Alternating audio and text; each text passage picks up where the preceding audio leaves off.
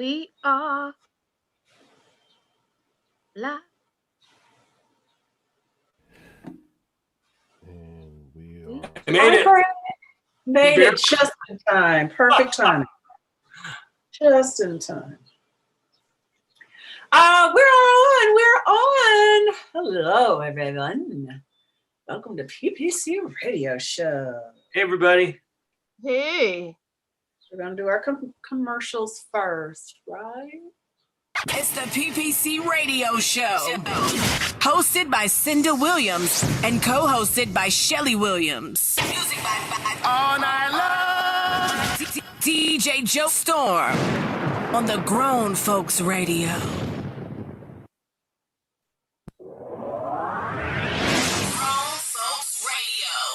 WGFB-FM Radio. So are you ready? Yeah. How it used to be. Something for everyone. 24/7, 365. After these messages, we'll be right back. For the health and safety of our guests and team members, we're here for you. That means frequently deep cleaning our stores and wiping down carts and baskets after each use.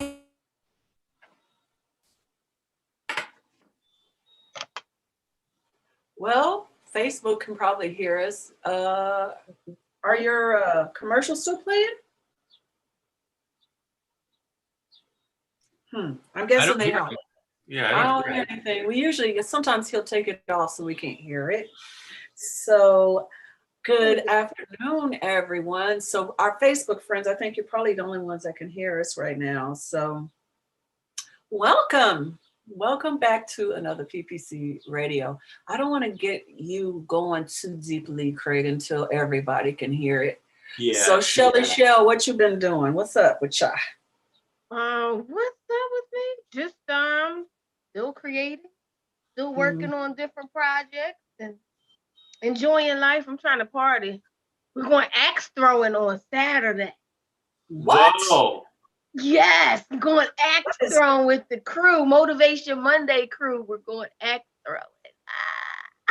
So, I'm so excited. I'm sorry. I don't understand what is that? What is? This is a new thing I've been seeing people do. I've been watching people go and you just throw axe at like almost like dart throwing. It's just like okay. axe. You take an axe and you're throwing it, and it's like almost like bowling lanes, and everybody's in their own booth, and you have like 6 people per booth or per lane, and they're calling it. And then you get in your lane and you throw an axe. Oh my gosh, I can't wait. It's just something different. It's just something different to do. I can't wait. That fad started at Ren fairs. Ren fairs? Yeah, because that's what part of the Renaissance fair. Right. Yeah. One of those, but they've done those for entertainment for a long time. Throwing an axe is an interesting experience because the way it goes around like this is you're throwing it. If you throw it the right way, it sticks really hard into the target, I'll tell you. I can't imagine. Oh my gosh, I can't imagine. I'm probably going to be scared doing it, but the point is, it's just that we're all getting together and doing it. It's going to be fun and different. Yo, what's good? This is Tracy Lee, and you already know I gets down with the Get Down, man. Grown Folks Radio all day. Hi, everybody. This is Cinda Williams, and I am the co-host of the Melanated Morning Show and the host of the PPC Radio Show. And you are listening to Grown Folks Radio. Radio. PPC, yeah.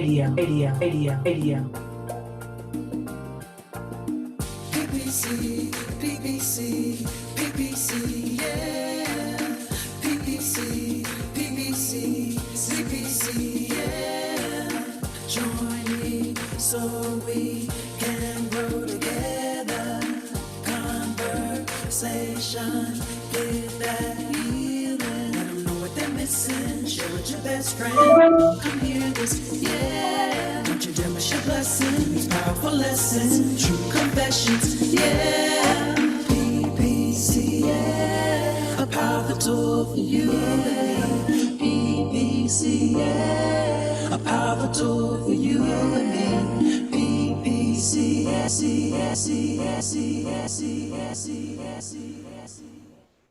All right. right, welcome.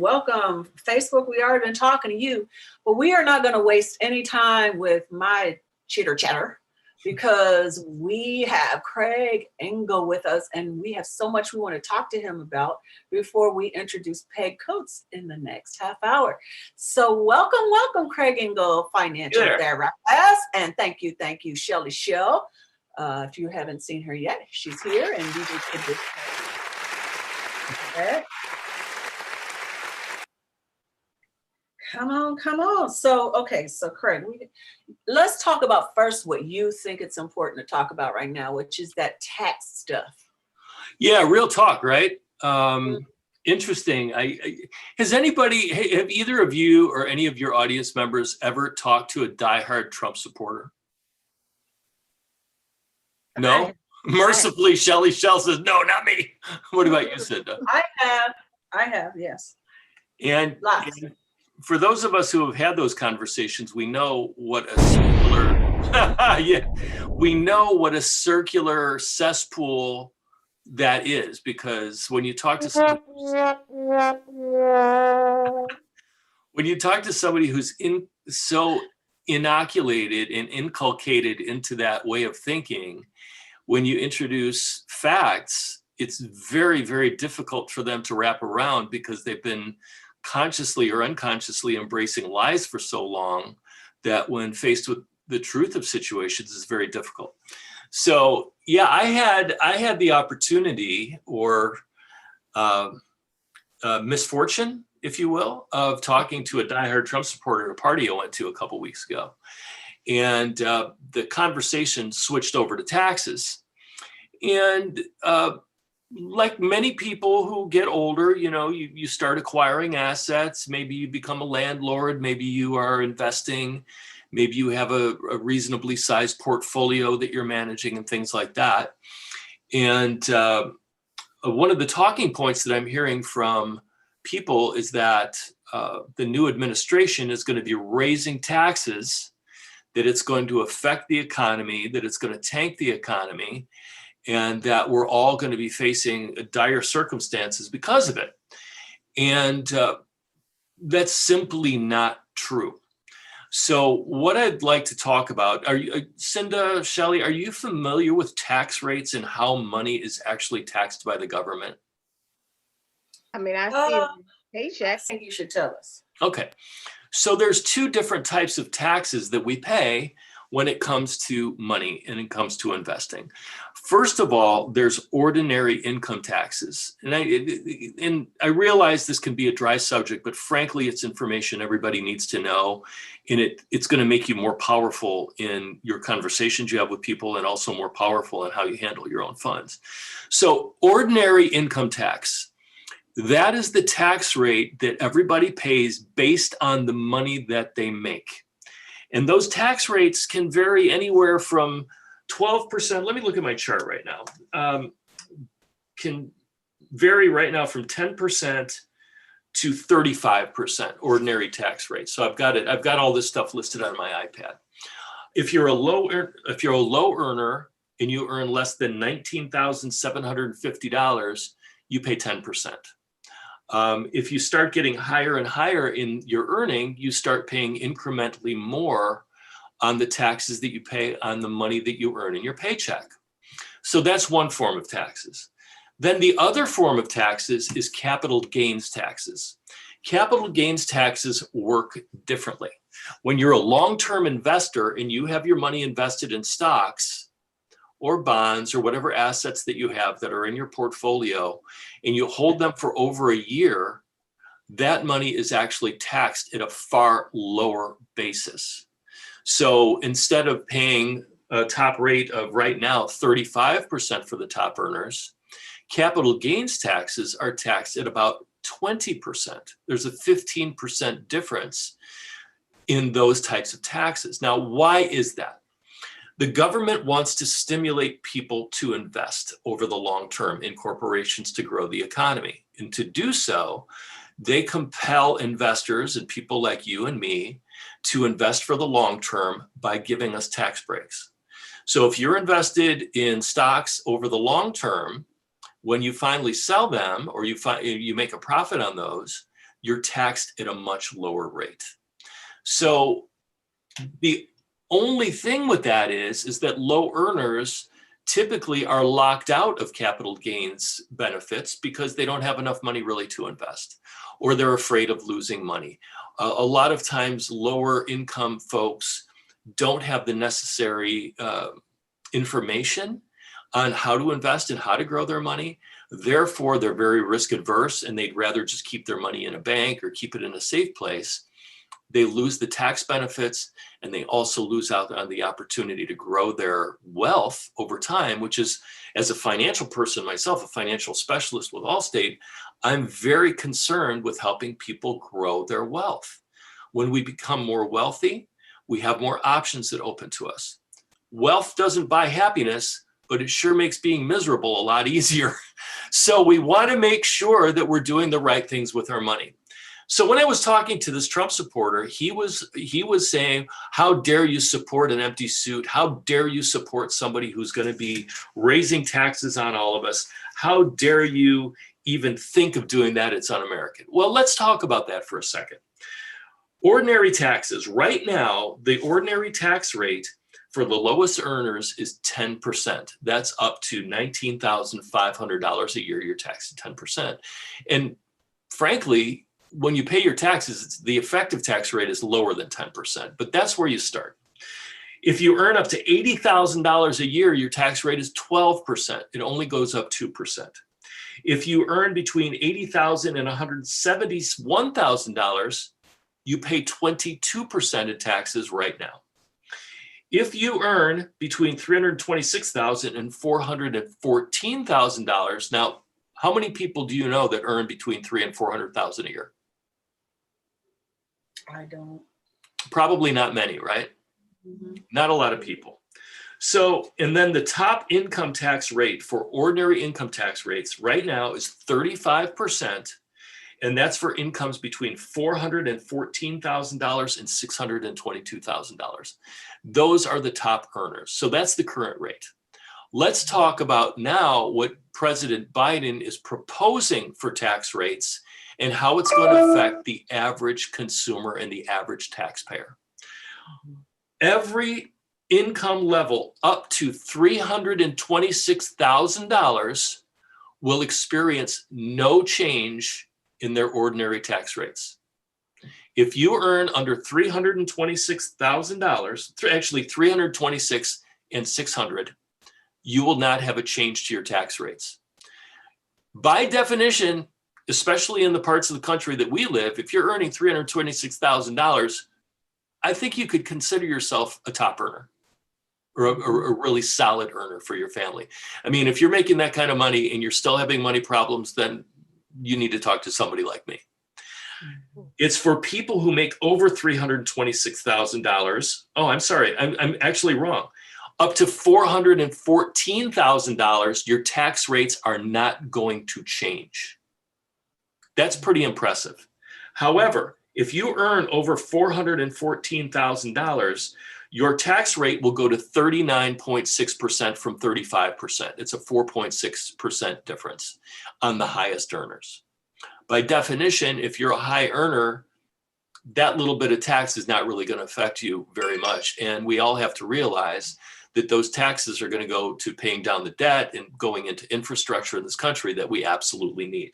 So there is not going to be a huge change in the way your money is taxed from the work that you do, from the paycheck that you receive. So for most of us, we're not earning that kind of money. Therefore, we don't need to worry about those tax rates. Now let's talk about capital gains rates, because this is also very, very interesting. Right now, if you earn under $40,000 and you're investing and making money in the markets, you don't pay any capital gains tax, zero. It's pretty fantastic. It's a good incentive for lower earners to take a portion of what they earn and start investing it to grow their futures. If you earn under $999,000 per year, do you know anybody who makes that much money? A year? A year. 990, just a dollar under $1 million a year. You know anybody who makes that kind of money? I don't.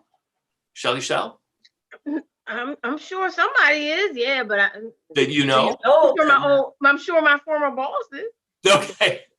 All right. So up to $1 million, the capital gains rate is 20%. It stops at 20%. When you earn over $1 million, under the current tax rates, it stays at 20%. Under the new proposal, that rate will go to the ordinary tax rate of 39%. So those people out there who are earning over $1 million, the money that they have invested that's earning them money, they're going to pay as if it's ordinary income. So instead of paying 20%, they're going to be paying 39.6%. Is that a problem for most people? No, it really isn't. And let's be really clear. If you're making $1 million a year and you're properly invested, and you look at the historical returns of what the market offers in the S&P 500 and the Dow, it's usually between 9 and 10%. If you've got $1 million invested, just by using those numbers, you're making $90,000 to $100,000 a year for doing nothing. You are earning that money by having your money invested. So at a 20% tax rate, you make $100,000. That means you get to keep 80. In this new scenario, if you make $100,000, you're going to be able to keep just over 60,000. So, you know, is that going to keep $1 million earner every year from them having their next yacht? Maybe it might, but I doubt it. You know, that kind of money. Those tax rates, by the way, were the tax rates that were the tax rates under Obama. What the last administration did is we had a good economy, and they lowered the tax rates on both individuals and on corporations, so much so that our economy lost $1 trillion a year during a good economy. Then during the pandemic, it lost multiple trillions of dollars. So when we look at our society and what's going on, these tax rates really aren't going to 1960s level. In 1960, in the early 1960s, ordinary tax rates on the top earners were 90%. Wow. 90%. Those were the all-time highest tax rates that we had. But when you look back at the 50s and 60s, when those tax rates were higher, what was happening in this country? We were building infrastructure, we're building roads, the highway system, putting up schools, doing the things that we needed to do to be a functional society, and it turned us into a world-class society. What happened during the last administration is they took the money that was being created, and instead of channeling it back to pay back the debt in our country and reinvest in infrastructure, because we all know that we need our electrical grid needs to be updated, our roads need to be updated, our bridges, just our schools, the way we educate people, all that stuff. Money went back into corporations' hands, which by itself is not necessarily a bad thing. However, the way it was pitched to the American people was that we're going to give these tax breaks to the big corporations. We're going to use trickle-down economics. And what's going to happen with these corporations is all that money we're letting them keep, they're going to reinvest in buying equipment, hiring people, improving their business. All this money is going to come back into the economy. Guess what? That didn't happen. What a lot of these corporations did instead was they used that money to pay bonuses to their upper level management. And they also used a ton of it for stock buybacks, which stock buybacks do a couple of things. When you have less stocks in the market, when you look at supply and demand, if there's less stocks in the market, what happens to stock prices? Ladies, you know, what's the answer? The price goes up. When there's scarcity, when the supply level goes down, the price goes up. It's supply and demand economics. However, when you look at it in a different way, when those stock prices are going up because the corporations are buying back those stocks, who typically has stock options in those companies? Upper level management.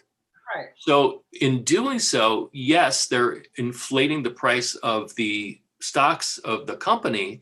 However, a lot of those upper level people in the company own a lot of those stocks through stock options, and it makes them richer as well. So what this new tax does on capital gains is it still allows people to make money by investing, and a significant amount of money. But what it does is it keeps more, or it goes back to the previous rate of what taxes were. And instead of looking at long-term capital gains as a lower tax on the rich, now it's going to go to the ordinary tax rate of 39.6%. And the only thing that's going to do is improve our infrastructure and the things that are going on in this country. So when people come to you or talk to you about taxes and how horrible they are, it's really important to have all of the information. By and large, most people in this country are not going to be affected by any tax increases whatsoever on a federal level. Now, I can't say what's going to happen on a state level because there's 50 states, and we don't know what's going to happen at a municipal level because that's local. But on a federal level, most people are not going to be affected by these taxes. And the revenue that's coming in, if you look at what's going on right now, what the current administration is wanting to do is they're wanting to invest back into the country, back into infrastructure, roads, bridges, daycare for kids, offering tax credits for that. There's a lot of really good things that are happening that need to happen, but they don't happen for free. If you want to live in a country such as ours that has the rule of law, the best country on earth, we need to invest in ourselves.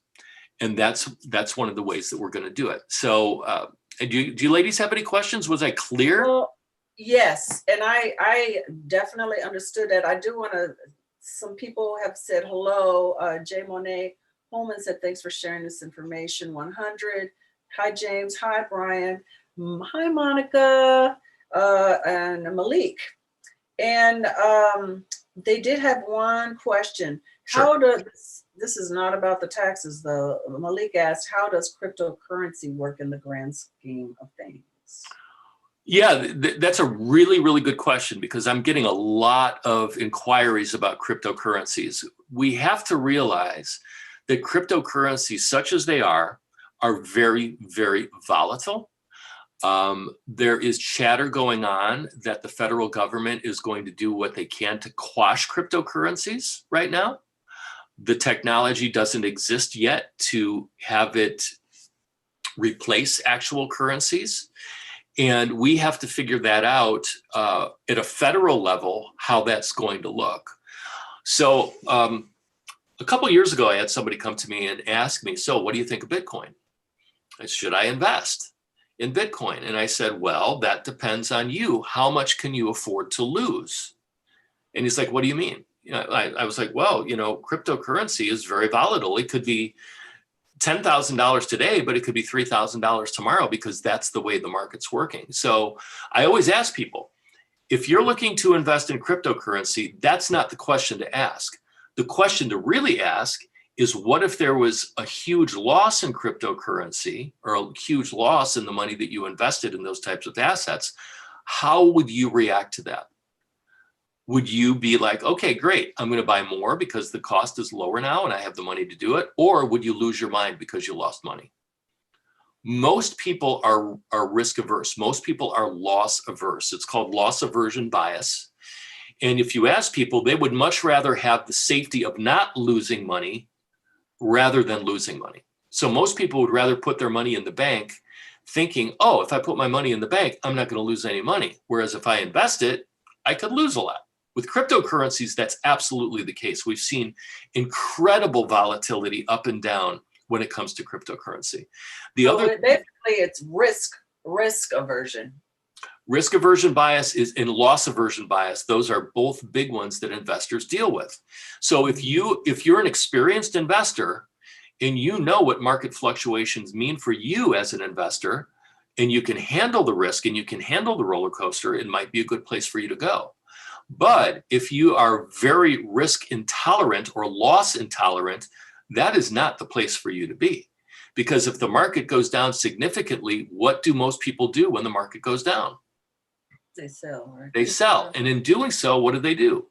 They lock in their losses. They take their losses. So we have to be really careful about these types of investments. I recommend having a small portion of your overall portfolio in cryptos. But if you're going to be using all of your money to bet on cryptos, you're going to be asking for trouble. You want to have a highly diversified portfolio to mitigate those risks. The other thing that comes with cryptocurrency is a lot of people are asking, well, what's it based on? Well, when you look at Bitcoin, it's based on nothing. I mean, it's literally based on the fact that people are accepting it as a method of payment for goods and services, very much like the dollar. The dollar used to be based on a gold standard. I think you probably have heard about that. Every dollar was based in the gold stores that this country had. So there was always a backup value to our currency. That was phased out several decades ago. Now, the dollar is valued entirely on the promise of the US government that that dollar is in fact worth $1. It's also based on the fact that the government guarantees that it's worth what it's worth. So we have an acceptance issue that goes on with cryptocurrencies as well. And then there's a lot of different cryptocurrencies that are out there right now. So we can talk about Bitcoin for a second. I believe that there are only 23 million Bitcoins in circulation, and that will never go up. It will always be 23 Bitcoins. So you have a limited supply. And when there's a limited supply, what did we just talk about? Supply and demand, right? When there's a limited supply and demand is going up, what happens to the price? The price goes up. But there's a lot of other competing cryptocurrencies that are out there. I'm going to mention one right now. It's called Dogecoin. Dogecoin. Have you heard about it? Mm-hmm. Dogecoin, a lot of investors have been piling into Dogecoin, and it was selling for a fraction of a penny. And I believe it went up to like 16 cents per Dogecoin. And, so if you bought Dogecoin at a quarter of a penny and now it's 16 cents, that's exponential growth. However, as a financial specialist myself, when I look at Dogecoin, I view it as a fad. And why is that? Because Dogecoins are unlimited. Unlimited Dogecoins can be made. So the more Dogecoins that are out there, what does that do to the price? It dilutes the price. Recently, we've had a market correction in Dogecoins. It's gone down from 16 cents to like 9 cents. So if you bought at 16 and you bought thousands of shares and now it's 9, depending on your risk tolerance, who knows how you would handle that situation. So before you do anything with Dogecoin or any cryptocurrencies, and this is to everybody who's listening right now, get the advice of a financial planner, advisor, specialist, somebody like me in your life that you trust, and make sure that you're doing all of the right things. It's not just about having one asset. It's about having all kinds of things going on in your financial life to make sure that you're protected. Does that answer the question? I think so. He asked for our phone number. I sent out the phone number. We don't have that much time with this section. I have a question that I don't, it might be too big a question to ask. Okay, so I did a job for someone. It's a new company, right? A new company. So instead of paying me, they gave me shares in the company. So I don't know what that means. Okay, so paying you in shares it can be good if it's a successful company, because those shares will grow in value. However, if it's a small company or just a startup and you don't know anything about the management or how it's being run or if it's ever going to be profitable, those shares could be worthless. Mm-hmm. So you have to do the investigation into the company itself, look at its history, have the shares of stock appreciated over time? Have they gone down in value over time?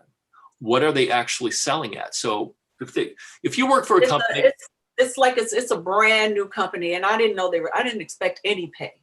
I didn't expect to get paid. I was volunteering, and they gave me.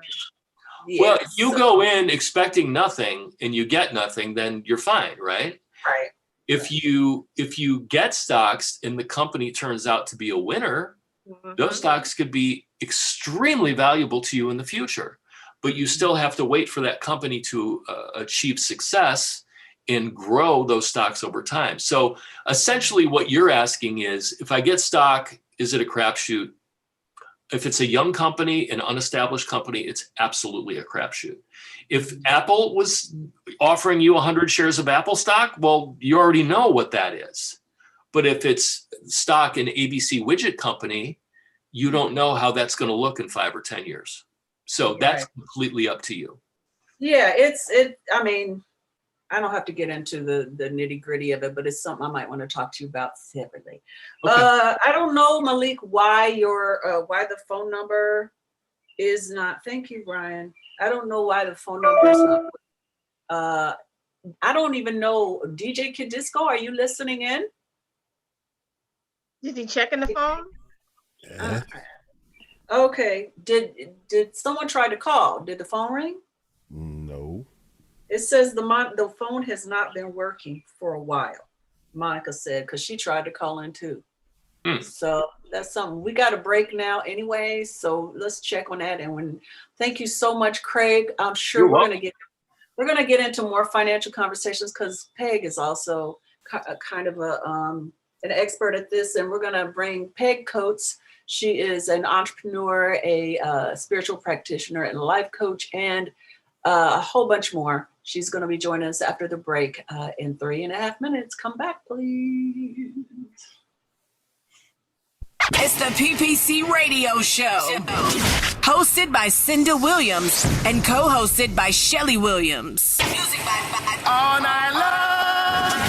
DJ Joe Storm on the Grown Folks Radio.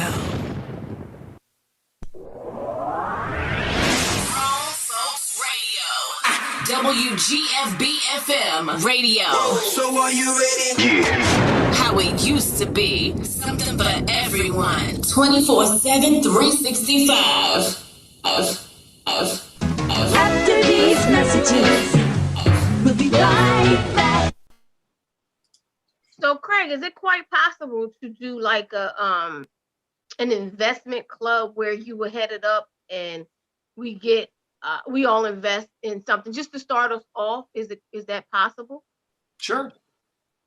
You can create like a Facebook group where we get together, once a month and talk about what's going on, what we're doing well with, what we're not doing well with, what we're finding out, and educate people.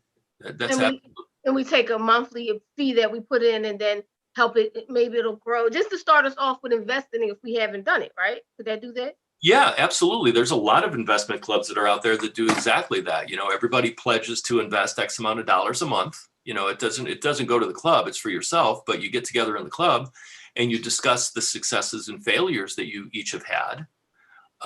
Discuss the insights that we've all kind of like gleaned from what we're doing and prop each other up. They say a rising tide raises all ships, right? Mm-hmm. So having a group of people together to exchange ideas in a nurturing way can help everybody. So yeah. So you would be doing the investing of course with the fee. I guess your fee will come out of what we're given per month, where you would go. No, you could do it with an investment club. You do it on your own. Okay. I thought it was where we're saying, hey, we're coming to you to say, could you take this money and invest it? And of course, you get your, the fee for being the investor who smartly gives us the way to go. Right. So I would be more than happy to lead a group like that if you wanted to put something together like that. And what I would recommend is that everybody does their own individual investing and we talk about what to do and how to do it. We can go through, like I use TD Ameritrade as my clearinghouse. It's very easy to use and it would be easy for anybody to use. Then if anybody valued what I do and the financial products that I sell, they could choose to work with me through Allstate. I have a contract with Allstate where I'm not taking outside fees from anybody. It all has to be through Allstate. But I can lead a group where, we're doing it as a group and you're individually investing. That would be something I would absolutely be willing to do. And I would be willing to be the leader of that group and offer my insights to it. And then, if somebody wants to do something else with their retirement money, then they can talk. This is Tracy Lee, and you already know I gets down with the get down, man. Grown Folks Radio all day. Hi, everybody. This is Cinda Williams, and I am the co-host of the Melanated Morning Show and the host of the PPC Radio Show. And you are listening to Grown Folks Radio. Radio. PPC,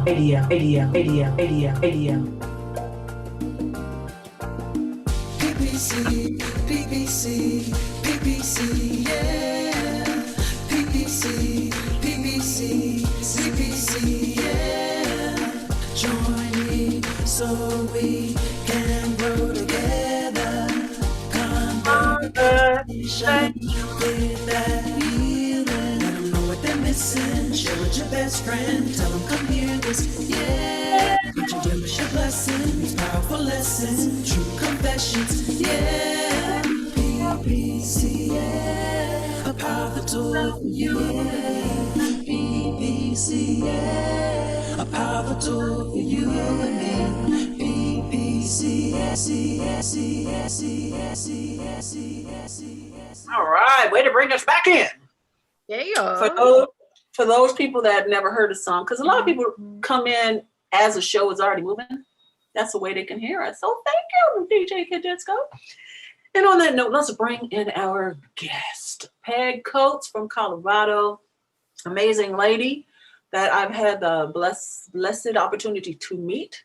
And we're gonna talk to her about her journey and then kind of get into what she's doing as a retired teacher to earn money herself, you know. What time will you be done? Yeah, you got to take your mute off. Okay? I'm here. All right, just a bunch of people clapping for you. Yay. So, for those that did not hear the podcast, tell us a little bit about yourself and where you come from and all that, so they know who you are. All right. Well, I am a Colorado native. Grew up on a small farm. Went to college, majored in a double major in music at first, both instrumental and vocal. So I love music.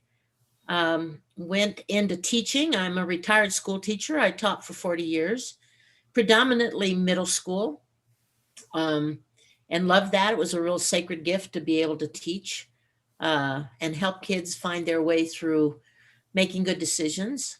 A lot of my career has been around listening. So I am a life coach. I'm also a licensed spiritual practitioner.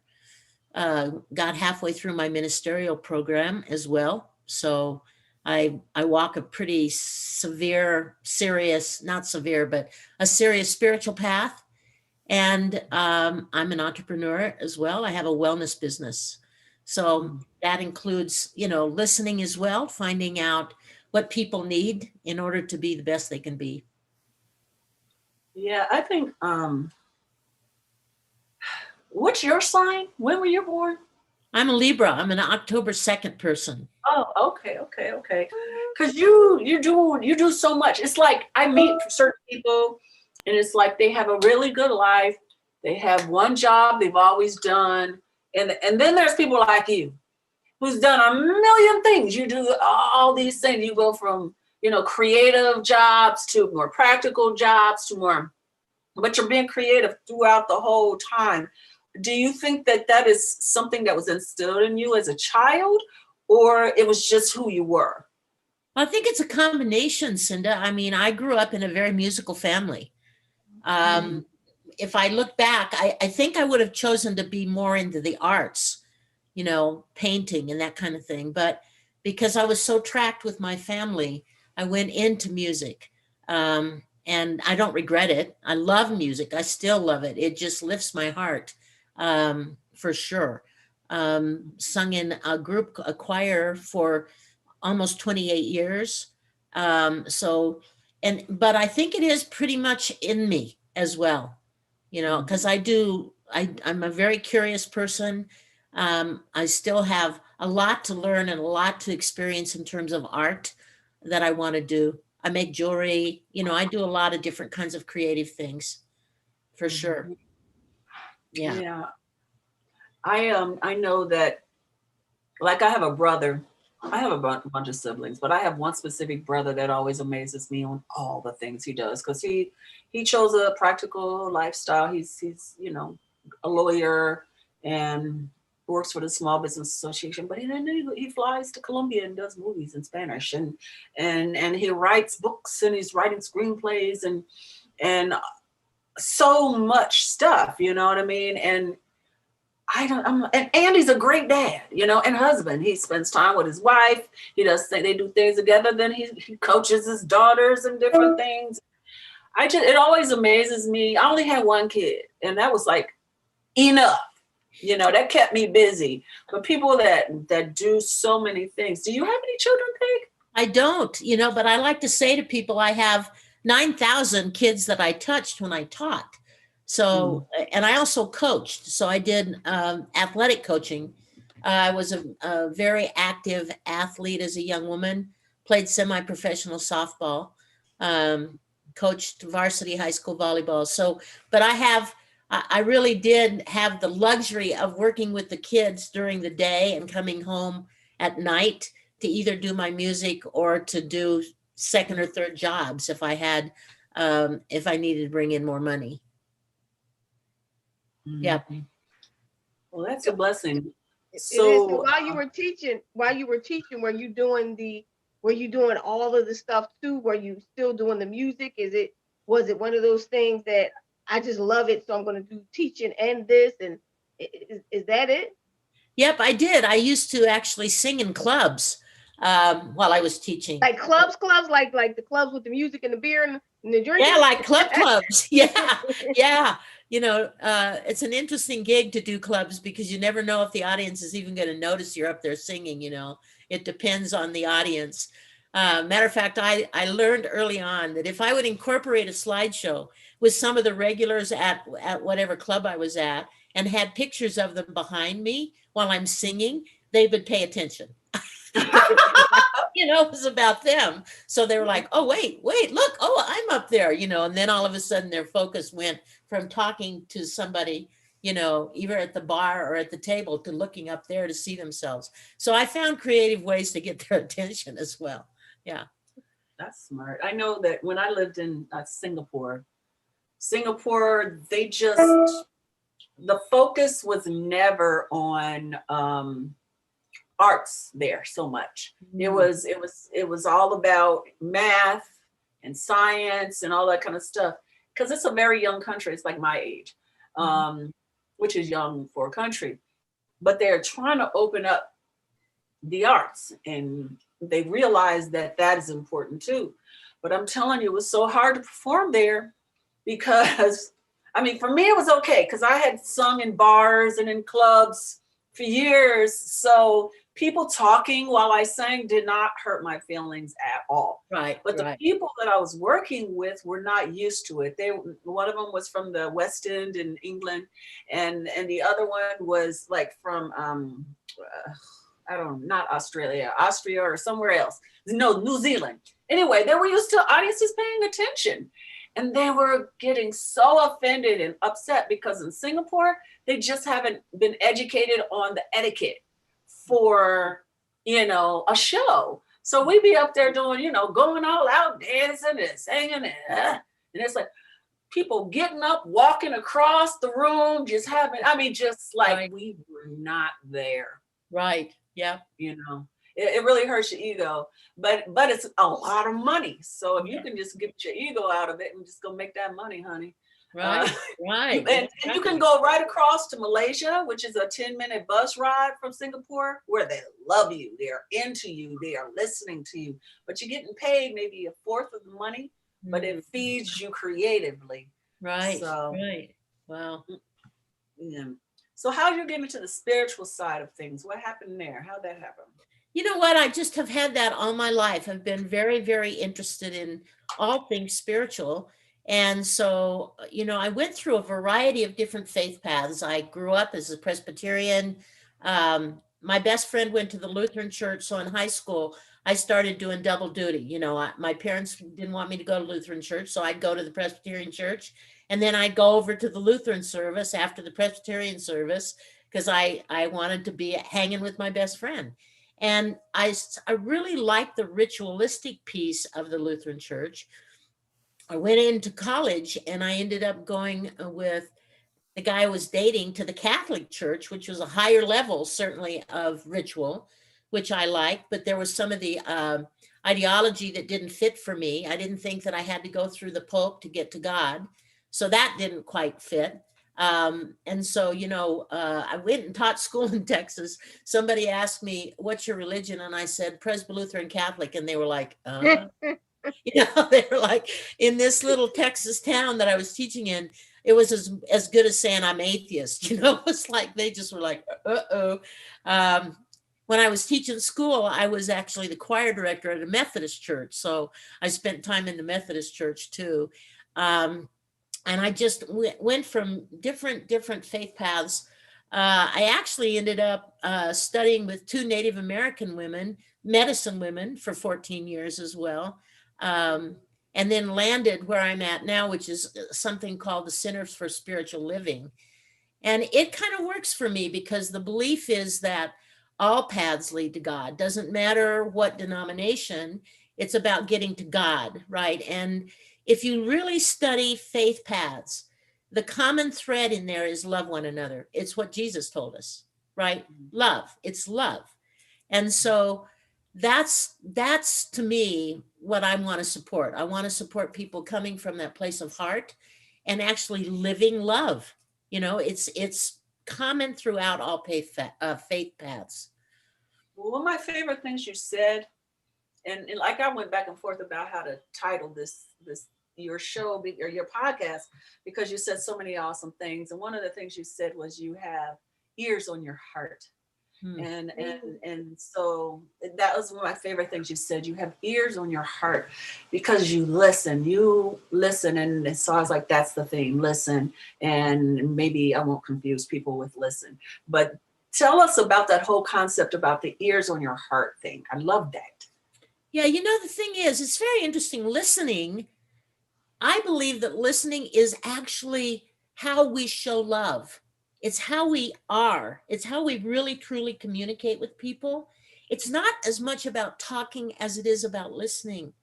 And listening from the heart means we're really focusing on the individual and the other heart that's speaking, right? So we're listening for heart connection and we're listening for meaning. I mean, how many people really want to be heard?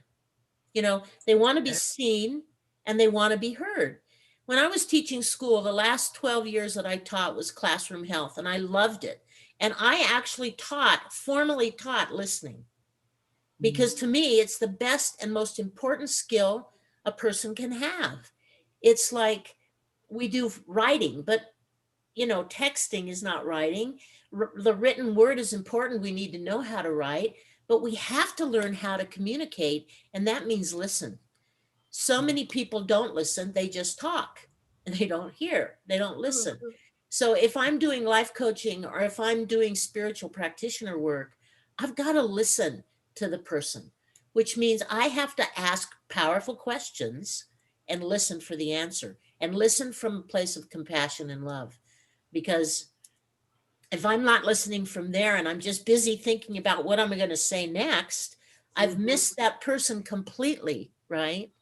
You've got to hear from that level of compassion and attention and then follow. I used to teach the kids, put a spotlight on the person you're talking to and don't flip it back on yourself. Stay with that person, move with them, what they say, follow that, and continue to ask powerful questions, because you're going to get to what they really need and what they really want to say and share. Cinda, how many relationships crash because there's no communication? Almost everyone. Yeah, they do. They blow up, right, Shel? They blow up. They absolutely blow up because there's miscommunication, there's misunderstanding. And when you're asking questions and you're listening from the heart and you're asking clarifying questions. So if somebody says something to you and you don't understand it, you have to say, wait, did I hear you say da-da? Repeat it back to them, or ask, tell me more about that. That's a strong thing to say, tell me more about that. So that is a variation from asking questions. And you want to ask open-ended questions, questions that require a long answer. When I was teaching those kids, I taught them the difference between open-ended questions and closed-ended questions. Closed-ended questions can be answered with yes or no. So I taught them, if they're practicing, if they say no, don't talk to them anymore. Just look at them and go, and ask again the same question, and or the change your question. That didn't come across correctly. If I'm asking a closed-ended question, I told the kids to respond this way and not say a word, because I wanted the kids to understand you have to have questions that require a long response that has a depth to it. Does that make sense? It makes total sense. I know one of my things I was trained, and it was so hard for me to do when I was in training for hypnotherapy, was they suggested that when we're with a client and they're talking, to not nod your head, to not respond in any way, because when you do, then you make it about you instead of about them. And so that's very difficult for me to do, because I'm always like, yeah, girl, that's just me. But I had to learn, and I found that was true, especially when dealing with really serious situations or whatever. Not like making it like, yeah, I know what you mean, but just open, like, just give it to me. Feed it to me what you need to help you. And because I know so often, like when you have a relationship, you talk over each other. No one stops and listens. It's so, because the ego is in such control of those relationships often, that it's very difficult to say, okay, go on, tell me what you feel. It's hard. What do you think, Craig? I see you sitting there. Do you have any thoughts about this? I haven't heard you this quiet ever. He was listening. Yes, you were listening. I love it. But you're on mute. You're on mute, Craig. Yes, I was practicing my listening skills. Good on you. I had a real thought. So for many, many years, I was a creative director of an improv comedy company. And the number one rule of improv comedy is that you never, ever, ever answer with yes or no. It's always yes and. That way it compels additional conversation. So if people out there are having a difficult time understanding the concept of stillness and silence in dealing with folks, maybe a fun way to kind of like exercise your communication muscle is to try doing improv. I mean, it's a really interesting way to go about learning how to communicate with another human being. And the other nice thing about it is that when you do improv, you're on stage and you're not naked, but you kind of are, because you're literally at the mercy of your scene partner. If they don't give you anything to work with, you got nothing. But if you're always leaving things open-ended and encouraging conversation and communication, that's a lovely, lovely exercise to start really listening to what the other person is saying. Therefore, you can effectively have a banter, and in comedy, hopefully a funny banter, but it works. Yeah. I love improv. Look, let's do it. I want to practice that. But Haig, I was wondering. Everything we're doing is improv. We don't know what we're It definitely is, but I want to do like the whole on stage. Let's do some improv. But Peg, when you were talking about the listening part, I think that works well you could teach that in media, in interviews. I feel like so many people who do interviews forget the fact that they should be listening to their guests and not making it all about them. I was talking to Disco about that this week. You gotta listen to people and stop interrupting them. So do you teach it from that aspect, or have you, or can you? Sure, absolutely. It definitely. If people interrupt, they're not listening at all. They're busy thinking about their own What's next? I want to have my input. What I'm thinking is a whole lot more important than whatever it is your mouth is trying to say, because you're just stuck in your feedback loop, not listening at all, right? Definitely. I feel like it's like jump rope. It's like jump rope. You know how you ever do double judge? And I feel like some people when they're having a conversation or when they're doing interviews, they're like jump rope. They're like, oh, I'm waiting to get in that jump rope and I'm jumping in, as opposed to say, let me just sit here and turn this rope because I'm just trying to jump in. And I find that people say that in relationships, they say, well, you don't talk a lot. It's because I'm listening. Because I don't need to respond all the time. And if I find that there's a talker, like I'm always in relationship with people that they talk all the time, and I'm sitting there like, you'll never know who I am because all you're doing is talking about yourself. Some Leos. Yeah. That's true. But actually, it was somebody who was whatever Peg. What you say, a Libra? Somebody in October. Libra. And his whole thing was you don't talk, and I'm sitting there like, because I can't. It's like you're not allowing me entrance, and so you just went there. You did a whole soliloquy all about yourself, and I'm sitting there like, no wonder you don't think I can talk to you because I can't. I need to talk to somebody who's listening. I can't. You would never know it, but I am a good listener. You would never know it from all the talking I do, but I really am, and I like a conversation too. You know what I'm saying? But like for us the other night, we did this the Melanated After Dark show, and where we talk about more adult conversations, and we had two ladies on the show that were they had a lot of wisdom about the conversation that we were having. It wasn't nothing for me to say. I mean, I was a little uncomfortable too. So Shelly and I were kind of like sitting back and letting them carry the conversation. If things start going too far, you might have to leave some folks back and you can keep them on, wherever. But I learned so much. That's why I love when I do my little podcast, because I'm learning about all these other people and their lives. And I learned so much from listening. I love to listen. I really do. I think like I sit back and sometimes I know we're doing a show, but sometimes you might think I'm not paying.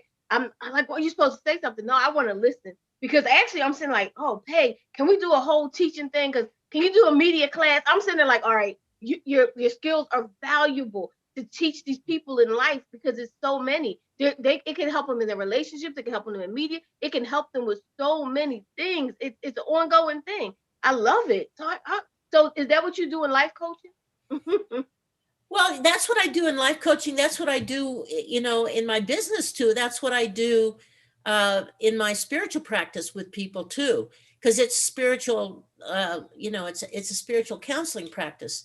So my whole kind of being requires listening, because what I'm really up to in the world is to try to help people get over, under, around, or through anything at all that keeps them from being who they are meant to be, who God built them to be. Everybody has a reason to be here. And many of them need to have somebody listen to them to find out what kind of obstacles or challenges are they putting in front of themselves, or what kind of thinking is messing up their mission, basically, right? So I'd like to pipe in, if I may. Okay, I'll give you 1 minute because it's time for a break. Okay. So I deal with people a lot. So I'm a film director, I'm a financial specialist, I do all this kind of stuff. But we also have a wide circle of people that we come in contact with. And oftentimes letting people speak and just listening, it's not also about finding out ways that you can help people. Sometimes when you listen to people, you realize that based on the way they're talking or communicating, the best place for them to be is far away from you. And I have learned that on many occasions, and I've seen that. So it's also, I learned in the movie making business, in the theater business, sometimes it's more important to know who you don't want to work with or be around than who you do. And there are occasions that come up where you let people talk and they end up exposing themselves, their true natures, and then you can act accordingly, which is also very important when it comes to self-preservation and things like that. Oh yeah, you can let people tell you if you talk too much, you can't learn who they are, and you might want to protect yourself. And I totally agree. All right, it's 3:01. We're gonna have a 3.5-minute break, and then we're gonna come back with Jenny Graham, our therapist, our resident therapist, who will give us her thoughts and ideas and her gems, as I call it, for our self-help treasure box. Mm-hmm. It's the PPC Radio Show, hosted by Cinda Williams and co-hosted by Shelly Williams. Music by All Night Long. DJ Joe Storm on the Grown Folks Radio. Grown Folks Radio. WGFB-FM Radio. So are you ready? Yeah. How it used to be. Something for everyone. 24/7, 365. After these messages, we'll be right back. Where did everybody go? But we are still live on Facebook. But Peg, I really do. I want to see, do you still do classes for the listening class? I don't do it right now. I actually, in my business, I do coaching with the people that are on my team. And I love what Craig had to say, you guys, because it's a way where you can find out when you're working on inviting people to join you in your business. It helps you figure out, are they going to be a project or are they going to be a partner? So I loved what you said, Craig, because projects, when I'm doing my work, my business, I'm doing kind of a combination of coaching, but I want partners, not projects. And I find out, and I want good listeners too. So I find out very quickly whether or not I'm bringing on a project or a partner. And there is a distancing that needs to happen when I think, no, thank you, but no, we're not going to do this dance. Yeah. It varies with the different hats that I have on. If I'm doing practitioner, that's a different matter. If I'm doing business builder, then I'm going to do some delineation. If I'm doing life coaching, I have to figure out whether or not I want to have them as a client. So it's different. But the actual education part of it, I'm not doing so much as, formally educating people on it. Oh. Letting people communicate oftentimes reveals their toxicity level. And as we all get older, I've discovered, along with my wife, that we just don't have the time to deal with or humor a toxic person. We're much better off in our own psyches and our own heads to say, you know what, God bless. I hope you find your path, but it's not going to include us. Right. No. Oh, wow. And there's been a real freedom in that, actually. You're right, because time is valuable, right? Our time is very valuable, and we want to work with the people that are going to work. So it is a really interesting balance of figuring that out, because I really do have that life mission that I mentioned, and it's gotten me bogged down in some cases. It really has. Yeah. Yo, what's good? This is Tracy Lee. You already know I gets down with the Get Down, man. Grown Folks Radio all day. Hi, everybody. This is Cinda Williams, and I am the co-host of the Melanated Morning Show and the host of the PPC Radio Show. And you are listening to Grown Folks Radio. It's the PPC Radio Show, hosted by Cinda Williams and co-hosted by Shelly Williams. Music by All Night Long. DJ Joe Storm on the Grown Folks Radio. All right, welcome back. If you weren't with us before, this is our second hour PPC Radio Show. We talked about a whole lot of stuff, but what we've been most recently talking about is learning how to listen, either for, just so you can get to know people, you can learn from them, or you can learn if you don't want to deal with them. So, of course, now is the time for our Jenny Graham to give her 2 cents or her treasures or her gems. I think it's worth way more than 2 cents to tell us your thoughts based on what we've been talking about. All right. Hey, everybody. Hello. On the panel, I guess we're on the panel, right? And in Facebook and everywhere. It's funny, Cinda, my live show. Oh, thank you, DJ Disco. It's funny, actually. My live that I do in my Facebook group is called My Two Cents. So it was funny you just said that. Yeah. So I was taking a couple of notes. I was listening, but I was also stuck in another previous conversation where I was doing a lot of deep listening there too. So I was kind of sitting with all of that. So I think it's apropos that listening is the topic for today. First, Peg, I love what you said about letting your heart have ears. I love that so much. I feel like that's so important, especially in the times that we're living in right now, that there's such a battle between, and I won't even say love and hate, I'll say like love and fear. There's such like a discrepancy between the two. And I feel like, not to be all like cliche and woo woo, but I do feel like we do need to be leaning into a lot more love and just like acceptance and appreciation. And that really does require listening and like bearing witness to other people's experiences.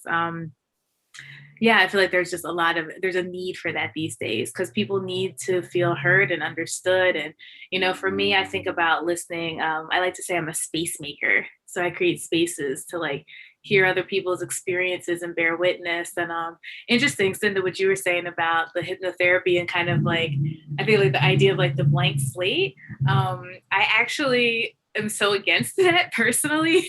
And I don't know if it's just because I'm an art therapist. And so like, I really, embody all that like creative energy and stuff. But, one of the things that I find, in my work as a therapist is that sometimes people need to see how a person's responding to what they're doing or what they're saying. So like I've had experiences with people who shared like really like horrendous experiences they've been through. And because no one has ever shown like, wow, like, or just even the motion of doing that, like clutching your heart or just being like the face expressions, I find they finally worked to my advantage. They didn't always work to my advantage when I was growing up. My face always got me in trouble.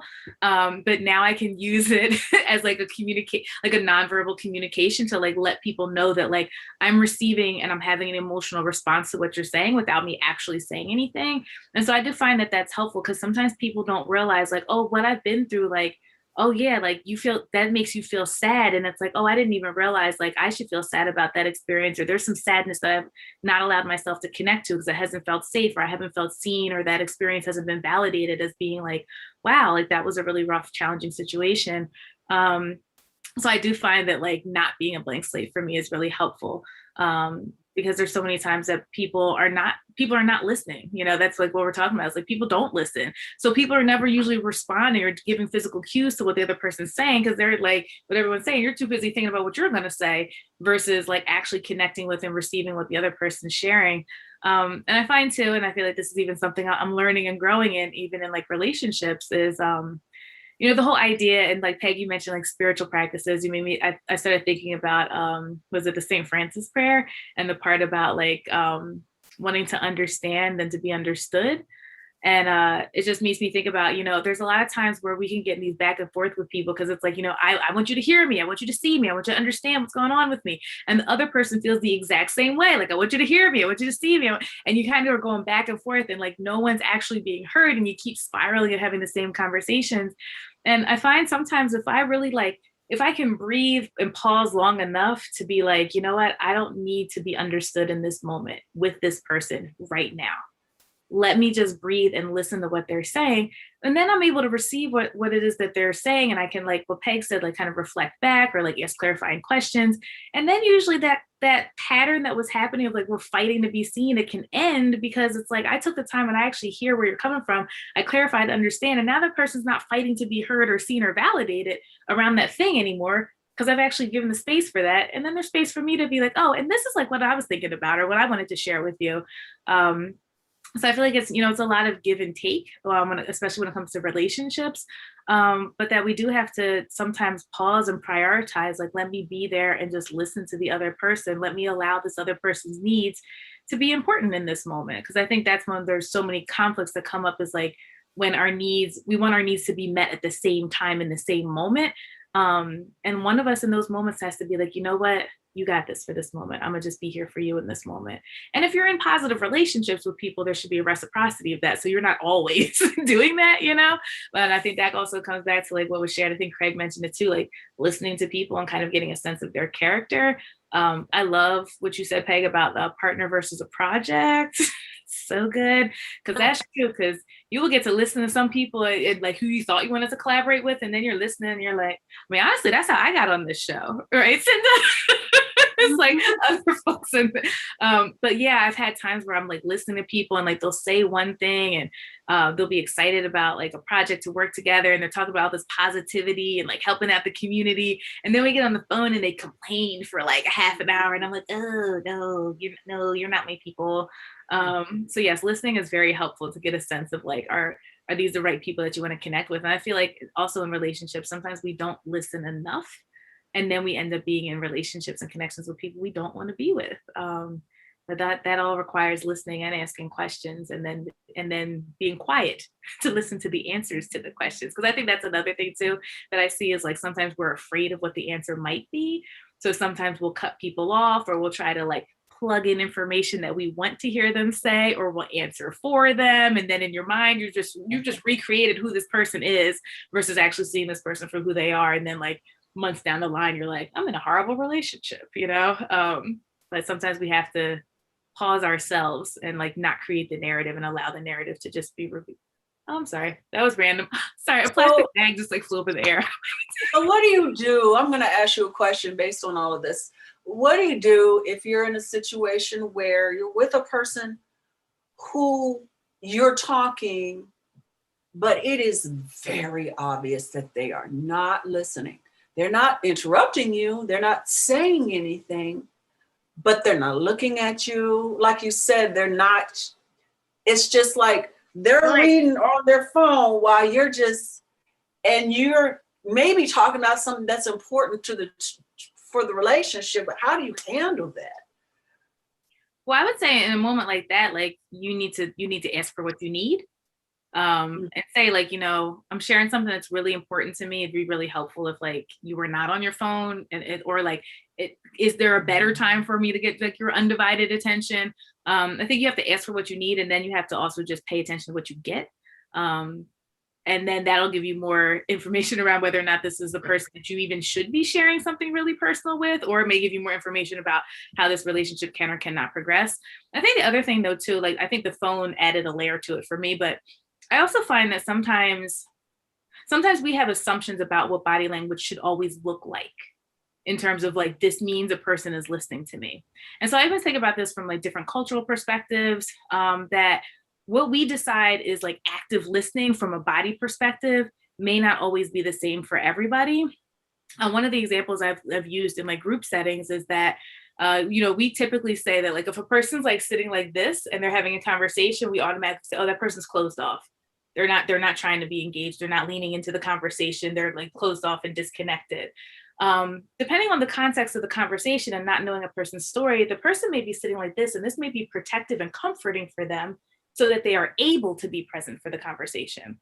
So I always think about different dynamics, or like the people who like don't seem like they're ever paying attention, but then like they'll repeat back stuff and you're like, I didn't even know you were paying attention to me, because they were looking at somewhere else. And I know for myself, I'm like a creative person, so I get all types of like internally stimulated about things, and I'm all excited, and so I'll be looking all over the place, but I'm like in the conversation, but I'm also like pulling in stuff from all these other spaces that nobody can see. So I think that will just depend from person to person, and you'll get more information about that based on, you know, do they bring things up later? Do they ask you questions about something, or do their behaviors just show you they were listening to you? So I think it's different from person to person in terms of what body language may or may not be communicating. You know, one of the things that I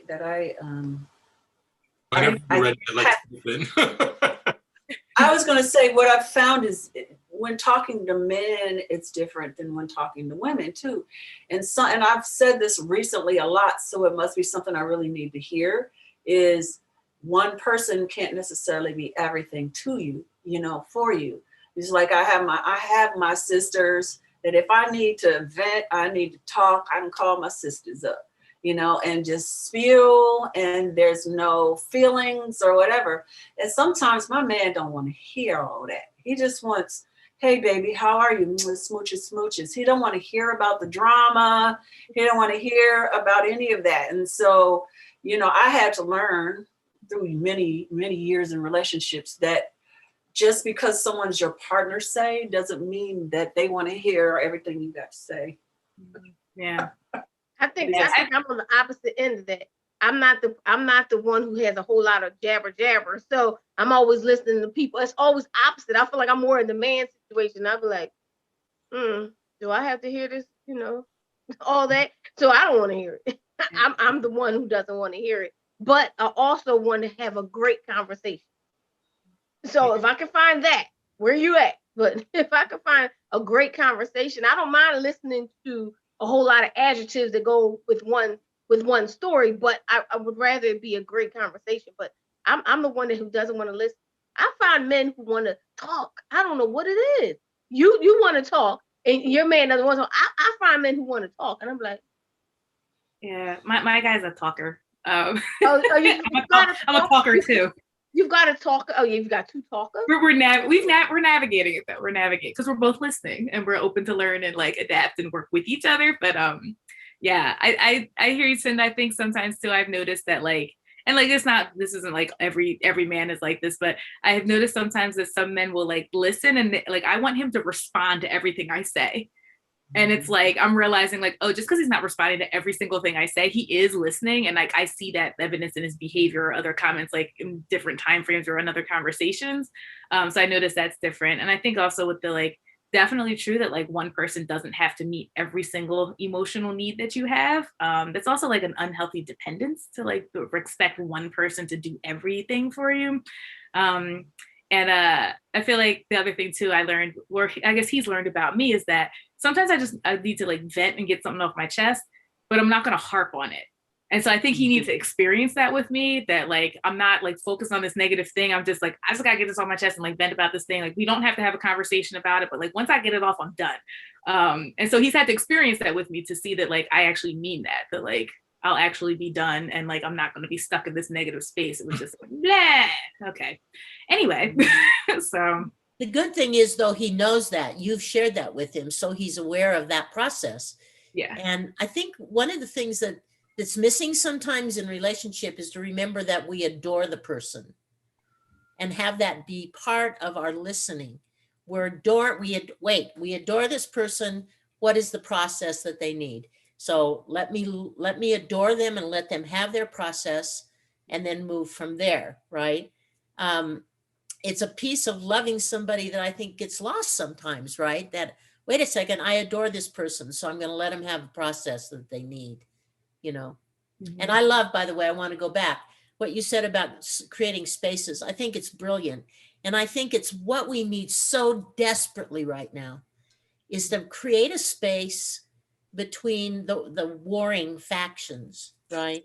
Where that we can actually have a space to hear and see the person that we're having this split with, which, this big tearing that's going on in our country. I think that what you said was so critical to create that space.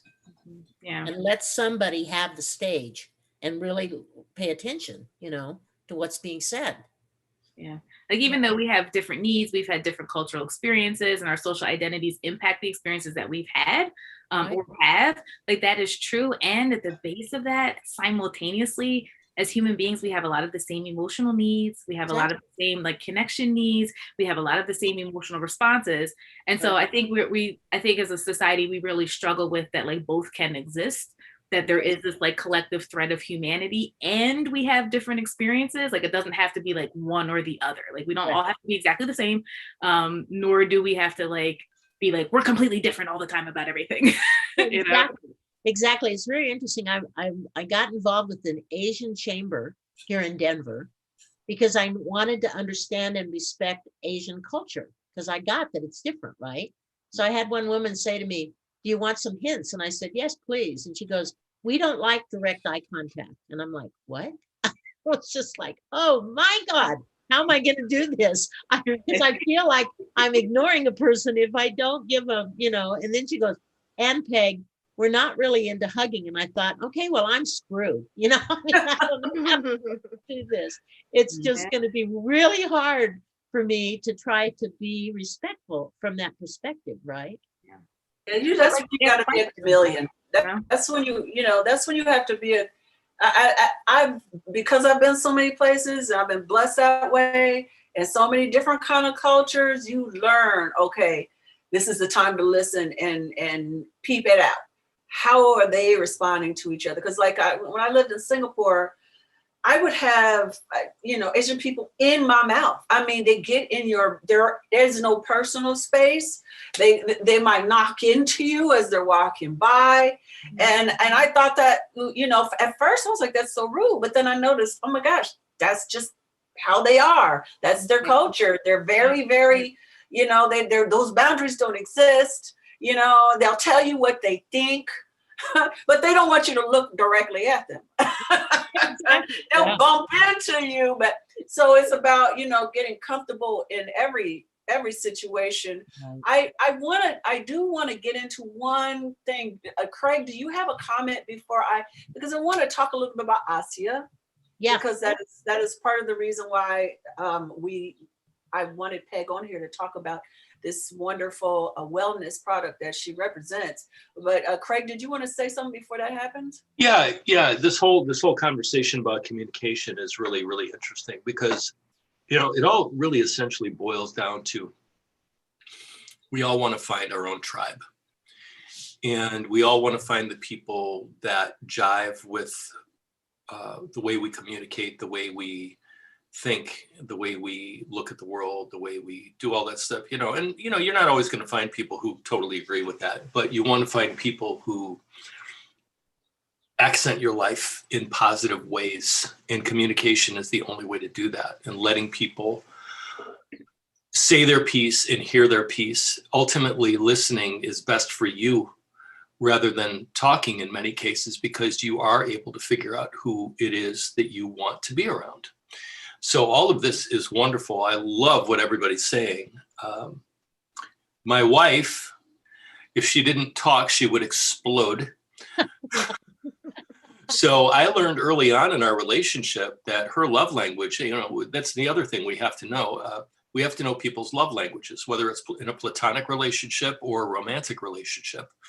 In many, many, many, many cases, when men are dealing with women, and this is for the men that are out there, they need to talk. It's just women are wired for communication in a different way that men are.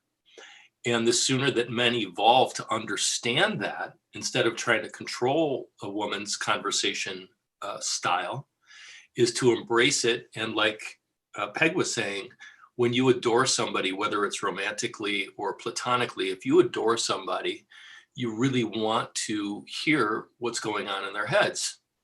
And everybody benefits. So I just wanted to throw that in there.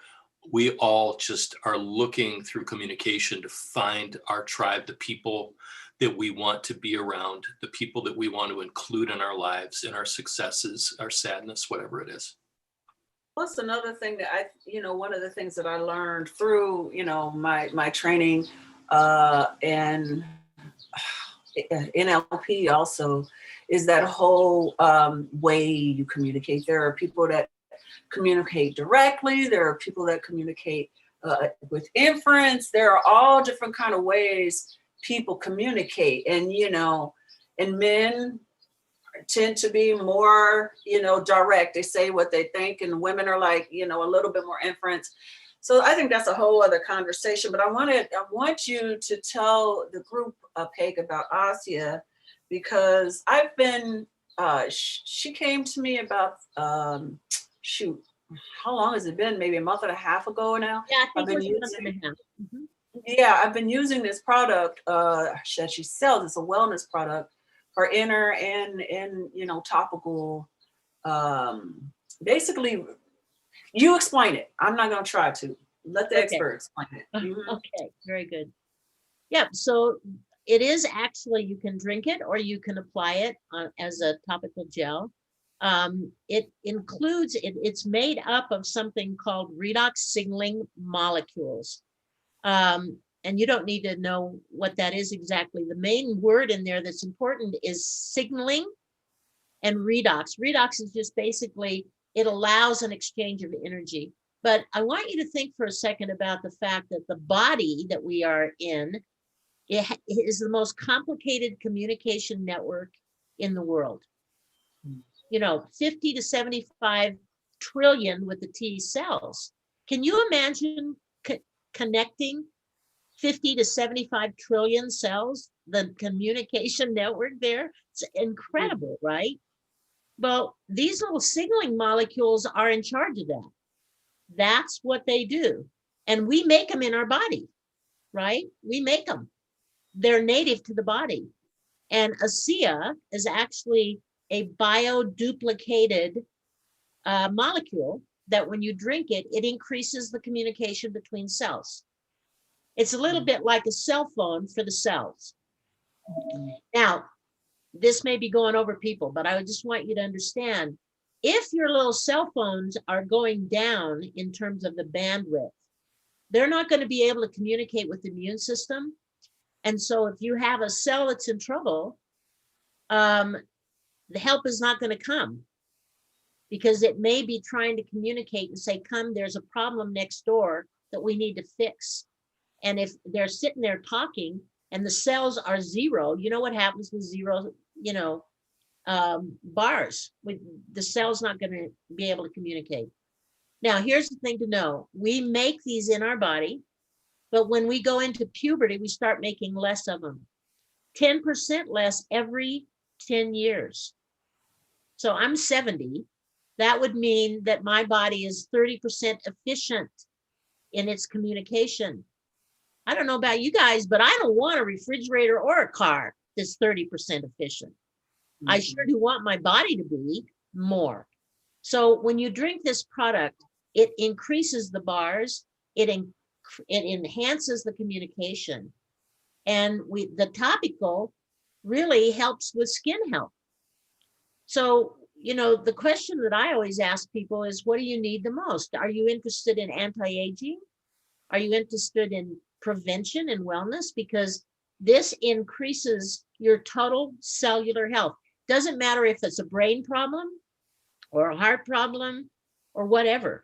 When you drink this stuff, the communication is intuitive. It's going to happen. If I drink this and I go, I want you to, if I drink this stuff and I want you to go in and work on my heart, when I drink it, the communication in my body may say, that's nice, sister, but your heart is not hurting. You've got severe trouble in your brain, or you've got something growing you're not even aware of in your intestines. They're going to go work where they have to. If you're using the topical, you can direct it where you want it to work. So if I have shoulders that are troubled, and I have had 5 rotator cuff surgeries, then if I want to apply that right to the shoulder, it'll work on the shoulder. If I drink this, it's going to go where it needs to go in my body. So it's working on 2 levels. Is that making sense? It does. Interesting. Yeah, I think I should look into it. I can, give a little bit of a testify. I'm still, that they suggest to really give it 3 months to see, especially the drink, to see the differences. And I'm looking forward to going to the doctor and having some more tests done, because my issues are like blood pressure and, Black folk disease stuff. And so I want to see, has it made a difference in my blood pressure and stuff like that? But I will say that I have way more energy. I'm sleeping like a baby. There are definite obvious changes, that things I've had issues with all along. When it comes to the topical, I've been using it on my face, and I looked at the before and afters. It's been a month. My lines have definitely diminished. So, I'm using it every day. No, but it really has made a difference. It's not, William Lee, used it for a bit, but he is such a clean vessel. I mean, literally, he doesn't drink, he doesn't smoke, he doesn't do anything, he doesn't eat meat, he doesn't, you know, so he's already in really healthy. The doctors say he's like super healthy. Now, he went through a health issue before. It was just because he was giving himself too many supplements and working out too much, you know, so he got through that. But he's like a horse. He's like a, you know, very, very healthy. So we were like, well, give it to me, the one that's had some issues. So, Yeah. but I'll also quickly, we only have about 9 minutes more before we start wrapping up and telling people how to contact each other. But the financial side of it, because the financial health is important. Tell us a little bit about that side. I do want to say something about that because I really enjoyed what was shared earlier about the taxes. You know, there are different ways of making income. So my question for you guys to consider is, how do you make income? Do you get paid what's called linearly? In other words, you're going to trade time for money. You're going to work a certain length of time and you're going to get paid for that. The problem with that is, how many of you know somebody's working 2 or 3 jobs and they're still not making it? You run out of time. You can't work 24 hours a day. You can't do it. So linear income is based on time, trading time for money, and it's limited. Reproductive residual income, on the other hand, you sell one time and that comes over time, right? And you know, Cindy, you know that because you probably get paid for any kind of recordings and things that you've done. People that write books, they get paid, you know, copyright on that. And so you can, you know, you work hard and you have one sale and then you just get paid over periods of time. It's residual, it's reproductive. And if you're working in a team, then you're getting extra. So if I have a team of 10 people that are working 1 hour every day, then I'm getting a share of what they're making. Then I'm going to make, you know, I'm not going to work. I don't have to work 24 hours a day if my group is working. Right? So residual reproductive income is interesting. The question earlier in the very first segment was, do you know anybody who's making $1 million a year? I do. I work with it. My coach that I'm working with right now, he makes $100,000 a month. Okay. With this type of program, with this company and this product, with people all over the world.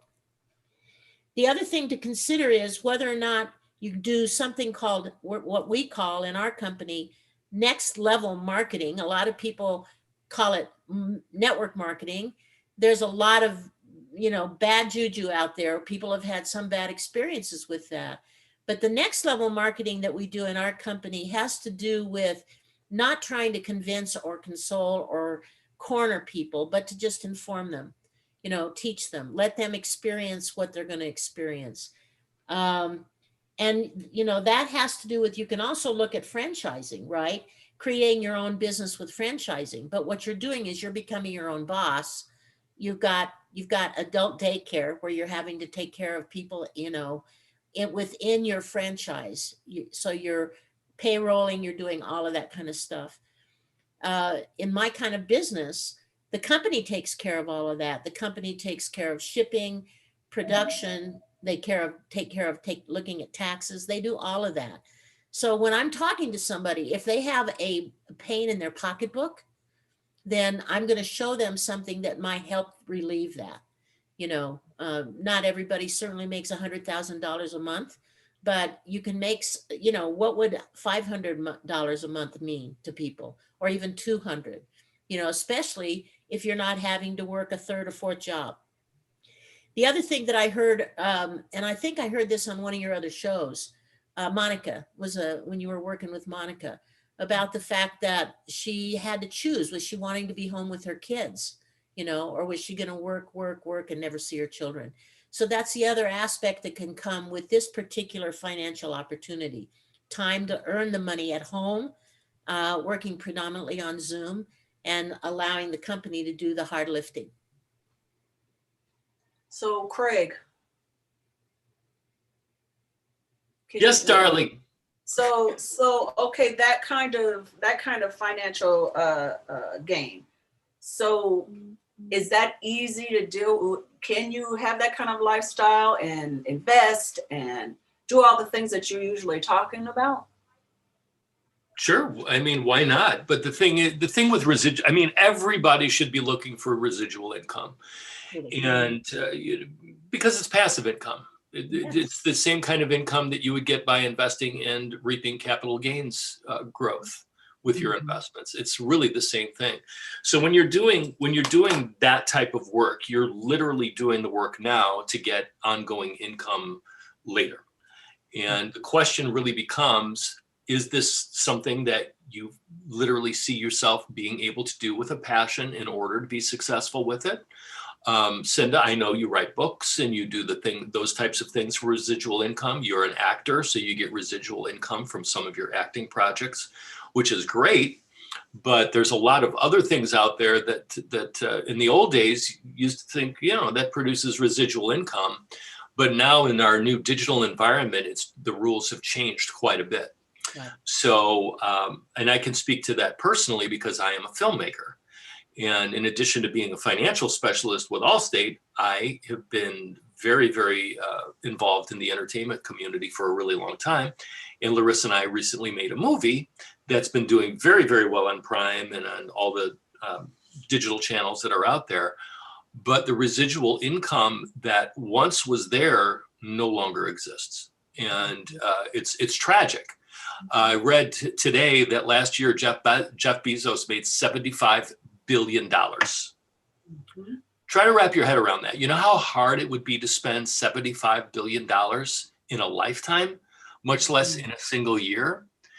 Well, to give a counterpoint to that, I have a very highly rated movie that's streaming on Amazon Prime right now. It's called The Misadventures of Mistress Maneater. Cinda's in it. And take a guess how much I get paid every time somebody watches my movie, a very highly performing movie on Amazon Prime right now. Guess how much I get paid every time somebody watches my movie. Jenny, give it a shot. I'm afraid to guess. I have no idea. If somebody were to watch a movie on the Amazon Prime library and enjoy it, what do you think the creator gets from that as residual income? I feel like it's probably not much. I don't know, like $10? $10? Oh, nice. I wish it was $10. Every time somebody watches my movie on Prime, I get paid 2 pennies. What? And from those 2 pennies, I pay 20% to my distributor. So you get a penny and how much? I get about 1.7 cents every time somebody watches my movie. Now, if my movie does really well and there's a lot of viewership, I could get to 6 cents an hour or 12 cents every time somebody watches my movie. In the old days, that money used to be 50 cents an hour. Then they brought it down to 5 cents an hour. Now it's a penny. They're talking about cutting it to less than a penny per hour. My wife is an author, so we brought up books. Now, books. The interesting thing is she did some research yesterday because there's a novel that goes along with our film. And Larissa felt very rightly in a previous era that now that there's a really well-made movie out there, that there should be an easy tie-in to a novel, right? And the publisher should want to pick up that novel and publish it and get it out there. The vast majority, the average amount of money that a full-time novelist makes per year, guess what that is? Just take a guess. Wait, me again? Yep. Jenny, yeah, I'm putting you on the spot because I like you a lot. 500. $500 a year? Yeah. Well, not quite. It's not that bad. Okay, good. The average full-time author in this country makes $19,000 a year, which means half of them make less than that. And the majority of people who make the most money are the long established authors that people look for their next books. But if you're an aspiring writer and a new writer, the chances of you selling even more than 1,000 books is very difficult because people aren't reading anymore. So when it comes to residual income, yeah, it's really important. Like to have a product like Peg clearly believes in her product and she really wants to make that part of her financial future, having that income coming in, that's great. The thing that we all should ask ourselves is what is our passion level to make this successful? People oftentimes, when they're in financial dire straits, there's an old saying, any port in a storm, right? So I remember my mom and dad during the credit crisis, they got heavily involved in, I believe it was Herbalife, and they bought all of this stuff to sell Herbalife. Well, you know what happened? The Herbalife is still in their closet. They never really sold much of it. So you really have to be prepared to immerse yourself in the culture and in everything that has to do with being successful. So it really becomes a personal question. What are you willing to do in order to be successful in whatever vocation you choose? That's really what it is. And on that note, I'm going to say, try it. If for your health, you should try it. You should try Althea. And but we have 3 minutes before we supposed to go to DJ Jill Storms. So everybody, please, starting with you, Craig, since you're here, tell us what you got going on. Give us the info. I already put your phone number in the chat, but okay. Just tell people how they can reach you. So if anybody wants to reach me for financial questions, you can email me at craigengel, ENGEL, at allstate.com. I'm a regional financial specialist with Allstate, and I'm doing everything I can for everybody that I talk to help them achieve financial independence. That's really, really important to me. On another note, like I said, I am a film producer and director. Cinda is a co-star in my most recent film. It's called The Misadventures of Mistress Maneater. It's streaming free on Prime. It's also now on Tubi TV, and it's on IMDb TV. So you can watch it on any of those platforms. Please watch and rate if you liked it. Tell all your friends to watch it. If you hate it, tell all your enemies to watch it. But you won't hate it. It's hilarious. You won't hate it. You won't hate it. I promise. You won't hate it. It's really good. All right, Peg, give us the information that you want people to have about you. And yeah, you guys, I do hope that you will look into this this product, because there's nothing like this in the world, and it saves lives. I can tell you that it does. You can get to my webpage at Abundant Wellness, one word, .team, TEAM, ASEA, ASEA.com. abundantwellness.teamasea.com. Or if you want more information on this itself, go to amazingmolecules.com, and that will give you a lot of different kinds of science behind it. And I hope you'll reach out for me on my regular Facebook page, just Peg Coates. My business page is currently not up and running. So, but find me. I'd love to chat with you, get to know you better, spend some time with you. All right. Thank you. Do me a favor.